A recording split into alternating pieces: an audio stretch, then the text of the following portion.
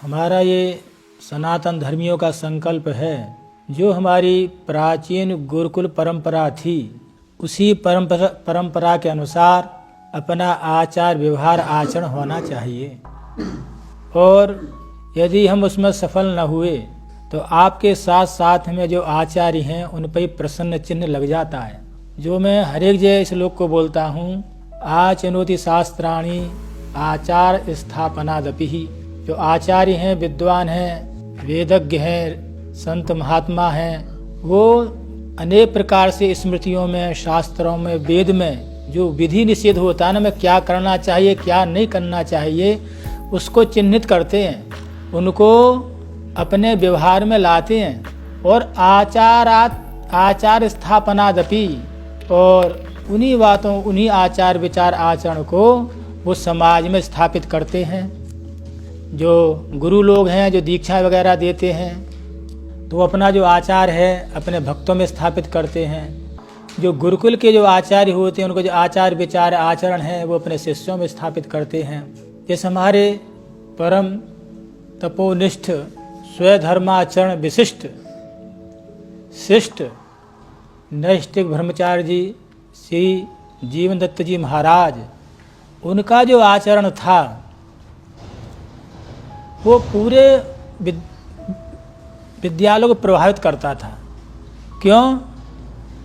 वो कभी उपदेश नहीं करते थे कि ये करो ये मत करो, वो केवल आचरण करते थे, तो उनका आचरण सम्य मान्य होता था। किंतु यदि ये आचार्य लोगों में आचरण है और वो शिष्यों तक नहीं पहुंच रहा, तो कहीं न कहीं आचार्य में भी कोई न कोई प्रश्न चिन्ह अवश्य लगेगा। क्यों? है तो पहुंचना चाहिए, क्यों नहीं पहुंच रहा? इसका मतलब हमारे पुण्य उतने नहीं है। जैसे महाशय जी थे, उनकी सन्निधि में जो भी शिष्य रहा वो सब विद्वान बन के गया, उनके पुण्य विशेष थे। हो सकता है कि हमारे उतने पुण्य अपने लिए तो ठीक है, दूसरों को हम प्रभावित कर सकें, हमारी बात दूसरे हृदय में उतर सके, वो पुण्य उतने हमारे नहीं हैं। क्योंकि कोई अपने परिवार में वंश में कोई विशिष्ट पुत्र पैदा होता है तो उसे कई जन्म की तपस्या लगती है। हमारे यहाँ शास्त्रार्थ कवि तो महाराज अखिलान जी पैदा हुए तो कहते थे 21 पीढ़ियों का पुण्य लेकर उत्पन्न हुए हैं ये। यदि ये शिष्य है, ये विद्वान बनता है वो, तो उसमें कहीं ना कहीं जो आचार्य के जो पुण्य हैं वो उसमें सम्मिलित होते हैं, अपने तो रहते ही हैं। जैसे हम लोगों के आचार विचार आचरण आप तक नहीं पहुँचे तो हम निश्चित रूप से कहीं ना कहीं जो है हम में भी कोई ना कोई त्रुटि होगी। आखिर है तो ऐसा है क्यों? सब ना दो चार में तो होना चाहिए भाई। स्वयं आचरते यस्मात्, और वैसा आचार जो है स्वयं आचरण करें, उसको आचार्य कहेंगे। वक्तरेव तज्जाटने श्रोता न बुध्यते, हम पढ़ाते हैं और श्रोतामान आपकी समझ में नहीं आ रही तो आपके साथ साथ जो है आप तो मूर्ख का ठप्पा लगेगा ही कि हाँ साहब मूर्ख हैं, और हम लोग वज्रमुख की श्रेणी में आ जाएंगे। क्यों? इसका मतलब आपकी पढ़ने पढ़ाने की शैली अच्छी नहीं है। श्रोता है, अध्यापक है, शिक्षक है, यदि उसके पढ़ाए हुए छात्र योग्य न निकले तो उनके साथ साथ जो है जो आपको पढ़ाने वाले हैं उन पर ही प्रश्न चिन्ह लग जाता है कि आखिर ऐसा क्या है। अरे चलो 100 आप 30 लोग हैं, 30 में 10 लोग तो ऐसे हो सकते हो जो समझ सकें, मेरे पूरे का 100 में 100 समझने वाले नहीं हैं। इसका मतलब पढ़ाने वाले की जो शैली है, उसका जो परिश्रम है, वो ऐसा नहीं है कि जो छात्र के हृदय में उतार दे। वंश दो प्रकार का होता है, विद्या वंश होता है, एक जो है जन्म से वंश होता है। जो विद्या का जो वंश है उसकी कल्पना नहीं की जा सकती कब तक चले।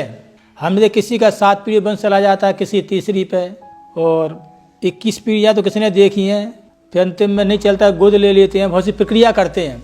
कि जो विद्या वंश से महाशय जी हैं, उनके पढ़ाई जो शिष्य आज तक चल रहा है, कि जन्म का वंश नहीं है, न तिवारी जी का है, न सभापति जी का है, न महाशय जी का है, इनके जन्म के वंश नहीं है। इन्होंने शिष्यों को ही पुत्र माना। जो सांसारिक जो क्रियाएं होती हैं उससे भी अनभिज्ञ रहे। जैसे नागेश जी थे, उन्हें कितने ग्रंथ लिखे, व्याकरण के, धर्मशास्त्र के, और अंतिम में अश्वमेध यज्ञ कराने वाले वही आचार्य हुए। इसके बाद किसी ने अश्वमेध यज्ञ का आचार्य तो किया नहीं है। जब लिख रहे थे तो दीपक वगैरह होता है ना, तो हो गया, तो उनकी धर्मपत्नी आई, देख कर आप कौन हो? कि महाराज मैं आपकी पत्नी हूँ, ये भी ज्ञान नहीं कि हाँ हमारा विवाह हुआ, हमारी पत्नी भी है। इतना मत शास्त्र चिंतन में जो है वो रहते थे मग्न। अंतिम में कहा कि ठीक है कि यद्यपि जो है वैसा वंश होता 3-4 पीढ़ी में समाप्त हो जाता, किंतु जब तक जो है भारतवर्ष में वेद की सत्ता रहेगी, वेदांग की सत्ता रहेगी, जब तुम्हारा नाम होगा। तो एक का नाम उन्होंने लघु शब्देंद्र शेखर और मंजूषा, तो अपनी पत्नी के नाम से जो है उन्होंने ग्रंथ, वो एक वाचस्पति भी हुए, उनकी भी स्थिति ऐसी। तो उन्होंने उनकी धर्म पत्नी का नाम कौन, भामती था। तो उन्होंने ब्रह्मसूत्र पर जो है भामती टीका, तो उन्होंने जो है भामती टीका लिखी अपनी पत्नी के नाम पर। आज सब दुनिया जान रही है। तो ये विद्यावंश जो होता है ना वो स्थायी होता है, वो कब तक चले। तो महाराज जी हैं विद्यालय खोला, उनके नाम पे आज भी लोग हम रोज नित्य तर्पण में नाम लेते हैं कि आप तो पुरुष के लिए जो तर्पण करिए। तो कहते हैं भारद्वाज गोतोत्पन्न जीवत शर्मा वसुरूपस्थिता वसुरूपस्थिता इदम स्थलंगाजलम तस्मै सुधानमा तस्मै सुधानमा तस्मै सुधानमा, सब बोलते नहीं बोलते हैं। श्रावणी पर स्वयं श्रावणी करते हैं तो महाराज जी के नाम से तर्पण करते हैं। जिनकी संतान होंगी उनका तर्पण हो या ना हो, किंतु जिनका विद्या वंश है, जिनके विद्यालय है, उनका तो तर्पण होना ही है।